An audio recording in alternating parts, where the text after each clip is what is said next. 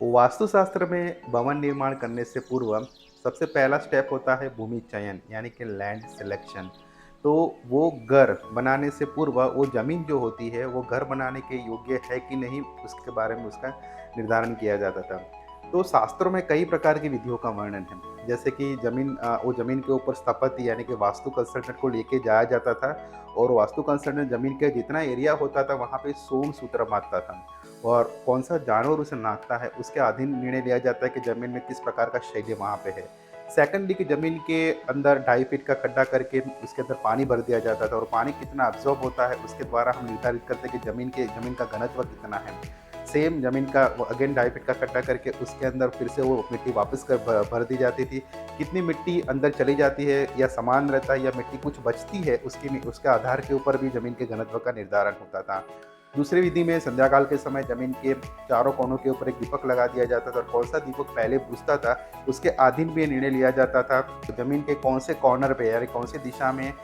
जमीन की शुभ ऊर्जा अधिक मात्रा में है। और एक विधि के अंतर्गत जमीन का शैल्य दोष यानी कि जमीन के 7 फीट नीचे के अंदर कोई दोष है जिसके चलते वास्तु वहाँ पे दूषित हो सकता है, उसके लिए मकान का ओनर के साथ एक प्रश्नोत्तरी की जाती थी और प्रश्नोत्तरी में कुछ एक शब्द का वहाँ पे निष्कर्षण निकालने के बाद वो शब्द कौन सा है, कौन से जानवर से या किस प्रकार की वस्तुओं से उसका संबोधन हो रहा है, उसके द्वारा भी ये ज्ञात कर लिया जाता था कि जमीन में कैसा दोष होता है। तो दोस्तों ये विधियाँ जो थी वो प्राचीन समय की है जिसका वर्णन शास्त्रों में किया गया है। लेकिन पहले के ज़माने जो स्थपति थे वो उतने आध्यात्मिक होते थे कि वहाँ स्वयं जाने के पश्चात वो ऊर्जाओं का स्वयं अनुभव करने के चलते वो बता सकते थे कि ज़मीन कैसी है, अच्छी है, लेनी है। लेकिन आज के समय में जो स्थपति यानी कि वास्तु कंसल्टेंट उतने लेवल की ऊर्जा उनके अंदर नहीं होती है। बेसिकली उसके लिए हमें सहारा लेना पड़ता है ऊर्जाओं को मापने के इंस्ट्रूमेंट जिसको हम डाउजिंग इंस्ट्रूमेंट कहते हैं।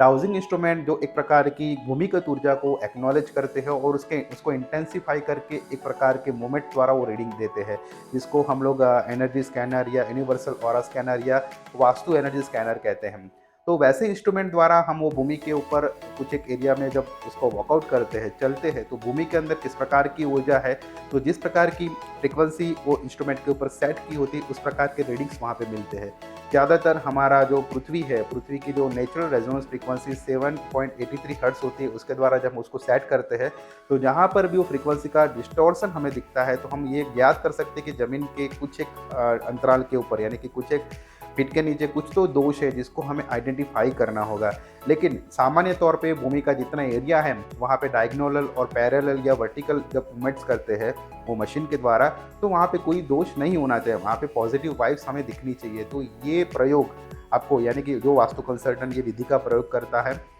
उसके द्वारा आप अपनी ज़मीन की शुद्धता, ज़मीन की ऊर्जा या लैंड एनालिसिस करवा सकते हो। बहुत ही महत्वपूर्ण है कि आज के ज़माने में भूमि का चयन करते पूर्व भूमि की शुद्धता शुभ होनी चाहिए, उसके पश्चात ही उसके ऊपर आप घर बनाइए।